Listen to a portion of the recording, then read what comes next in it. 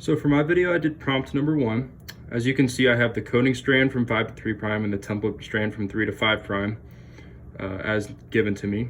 And then after transcription and translation, you can see the mRNA strand at the bottom from 5 to 3 prime that is produced. And then my amino acid sequence here, it's 5 long, with the start codon, methionine, 3 other amino acids, and then stop codon because of the UGA.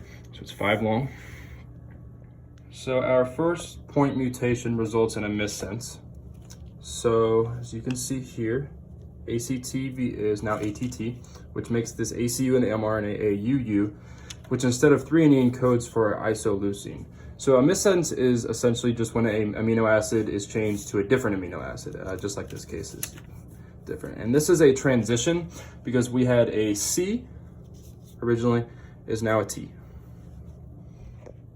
Our next point mutation is over here. So this TGG now becomes TGA, which in turn makes our mRNA UGA, which is a stop codon. So a nonsense is when we have an amino acid like tryptophan, it codes for a stop codon now instead. So this amino acid chain is only going to be 2 long. And this is also a transition because we had a G transitioning to an A.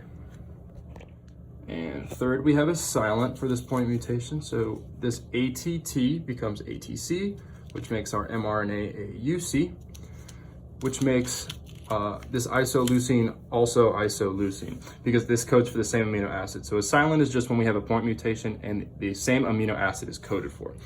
This is also a transition because we had a T base transitioning into a C base. Our last point mutation results in a read-through. So this TGA results in a TGC, which makes our mRNA UGC, which instead of a stop codon, codes for cytosine. So we don't have a stop codon anymore, so we keep going.